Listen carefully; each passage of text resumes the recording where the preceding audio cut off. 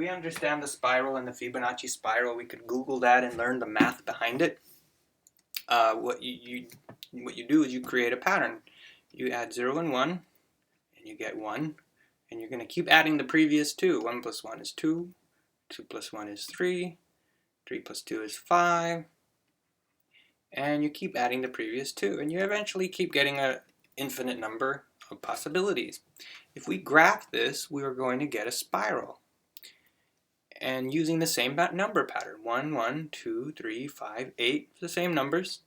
If we continue that, we're creating, using quarters of a circle, arcs, we're creating the perfect spiral that we see in nature. So we're going to talk more about the symbolism of it, not the math behind it, but there's a video I made on how to create this using a compass. We want to talk about, well, what does the symbol mean, and what are the properties of the spiral? So why are these spirals all over the place? For practical reasons. So one thing to consider is that the spiral, I kind of think of it as a trinity.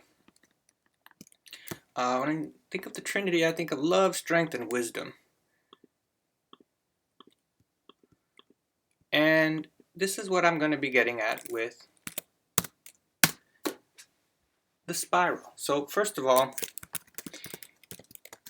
it takes wisdom to make this spiral. It is a mathematical pattern.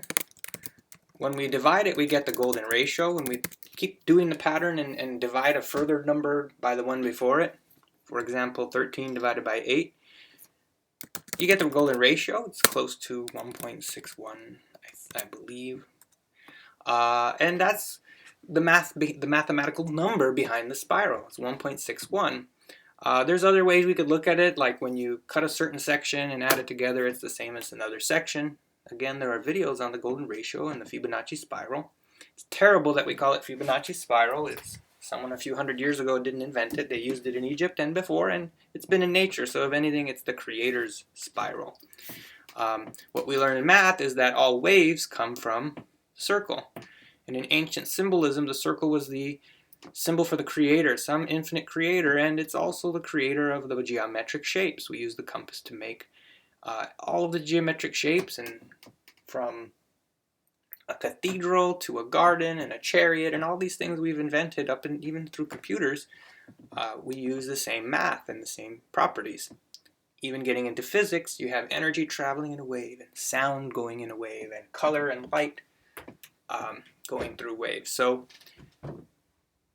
the symbolism we learned is that the circle is the creator.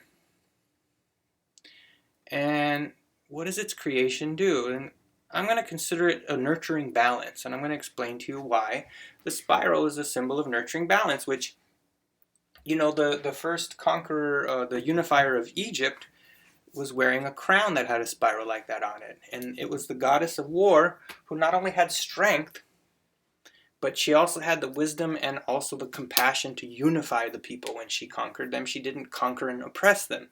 So we're going to look at that even as a symbol for being a good leader, because the spiral has to do with nurturing balance and caring for people. It's really going to be a good symbol for leadership. And we could talk about how a particular flower is and the way it spirals, how it would be a good example of how not to be a dictator, or how to be a good leader as opposed to a dictator. So there is math behind the golden ratio. There's a math pattern. And, you know, even some shapes I recently learned, if you take a regular pentagon and the sides were all equal, of course this one's not. If you divide the red side by any of the regular equal sides, so let me make it blue. If I divide the red by the blue, I'm going to get the golden ratio number. So even though we don't see the spiral, the mathematics of the spiral is in certain shapes, and we see it everywhere, including the human body.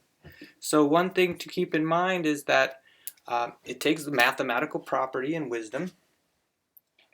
The other thing is what it's doing. So why do we have all of these spirals all over the place? What are they doing? So in many ways, when we look at these spiral shapes in our DNA, the super tiny microscopic, all the way to the galaxy, we see the same spiral shape. One of the reasons is because it gives the ability for things to be strong, for things to adapt, things being efficient. It's one of the reasons your water will go down the drain in a spiral. It's building momentum and efficiency. And those things allow us the ability to grow and be the best you. So if we're creating a storm, right, we're going to create some momentum with the spiral shape. So why do we mix our coffee in a circular motion? And why is it when we flush water, it goes down the drain? Because if it didn't go in a spiral, it would blob up and make bubble noises. Bloop, bloop, bloop. The spiral is this pattern that creates a good pathway, and it creates efficiency. It creates momentum as it grabs the other molecules and says, hey, let's join together for this ride. So there are different ways you could look at why the spiral has that design. So we have balance and strength and efficiency and momentum. I guess one big one, one of the most important one, is balance. If you love something, you want it to be balanced. So when you love your kid, it might be tempting to just give them everything. But you really want to give them what's good for them and take away what's not good for them or an obstacle to their growth. Same with yourself, right? This temptation is to give ourselves everything we want. But really the right thing to do is give us what's good for us and take away what's not good for us, and it allows us to be the best you, be the best us we could be. So let's take a minute to look at a few pictures of the spiral. When you do a quick Google search of spirals, Fibonacci spirals in nature, you begin to see, many places, from the plants. I love walking down the street and seeing it, to the animals, to even a hurricane, or the weather patterns, or the currents in the ocean. So we could see here over and over the same pattern. And so again, why does the shell have this spiral shape? Well, it gives it strength and the ability to grow and the ability to be an efficient, protective home for whatever's living inside of it. So again, we have balance, strength, efficiency, adaptability. So if something's in the way, there's a little bit of spring and you can kind of adapt. So it creates a lot of interesting properties of momentum and just things that are good for whatever's happening. Of course, to us, a good hurricane's not good, but for the water molecules, it's starting to create strength and momentum and some order to it. So we can see over and over and over again, going as far as the galaxy, we see the same geometric spiral patterns. But going even to the smaller, it's not necessarily a Fibonacci spiral, but we can get into DNA as well, which is spiraling. And again, it creates an ability for things to have strength and balance and adaptability and efficiency. So it's really good for you. So think of a seed. When you grow something, you have a seed, and that seed is kind of the instruction manual for what it's going to grow into and how it's going to grow. And what we want to do is help some tree, let's say it's a seed for a tree, we want the tree to grow in the best way possible, be the best you, we keep saying. So when we think about what is that? What is that to help someone grow in the way that's best for them? And in a lot of ways, it's what we can call love or nurturing balance. It's giving you what's good for you.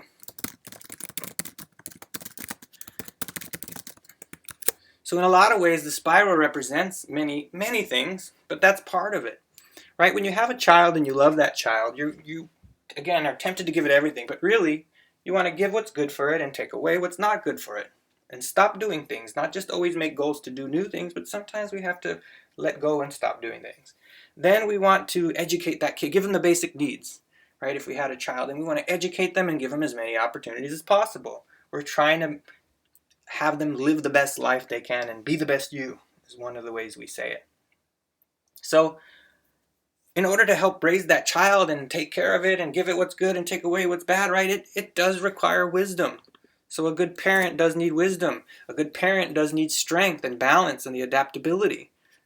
Right? And doing those things and giving that nurturing balance is the way that we'd love our child. So it's the same way in many ways that the spiral does these things. The spiral itself takes wisdom. It's a pattern. It creates balance and strength, adaptability, and efficiency.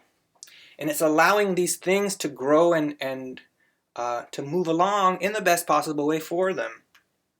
So it's kind of an interesting way to look at things. Really, another way we could look at it is just even looking at the idea of just one spirally shape. So let's take one of the garden shapes, and like this cactus, and talk about why does that, not only does it give it balance and strength and beauty and order to it, but why, for practical reasons, do these leaves want to be spaced out in the way that they're spaced out? So that's another aspect that goes along with this. How to be a balanced and nurturing leader. So the spiral could be a good symbol for leadership as well. If you have the sun, and the sun is shining down on the ground. Here's my sunshine. And we're going to grow a flower. Now, oops, I accidentally made my flower or my sunshine red. But that's okay. So let's pretend we have a flower with a blue leaf. Now what if I had a flower and here was the first leaf and all of the leaves behind it, underneath it? What would happen? If they didn't spiral, they were just underneath each other. Well, when you think about it, by spiraling, each leaf is getting a little bit of sunshine. So it's creating an ability for things to be ordered and efficient. That's my terrible flower. But again, thinking of it as a leaf, what you want to do is you want the leaves, when we look down on it, let's say I'm facing downward, you want one leaf here, and then actually what we learn is it goes 137 degrees, and does another leaf here, and then does that again. And we keep forming this leaf in a spiraling pattern, allowing each leaf to get a little bit of sunshine and a little bit of air and a little bit of a chance to be the best version of itself. So that's a great example for how to be a leader. You know, a leader who hogs all the sunshine, who takes all of the resources, let's say a dictator in a country, and they hog all the money and all the resources and everything good, what will start to happen? Well, what will happen to this plant if only the top ones get sunshine is all of the leaves underneath will begin to rot. And eventually the actual whole tree will rot, or the whole flower. So just like with dictators, over time they're always just like a bully, they're overthrown. You get someone stronger, or you get groups of people that are stronger.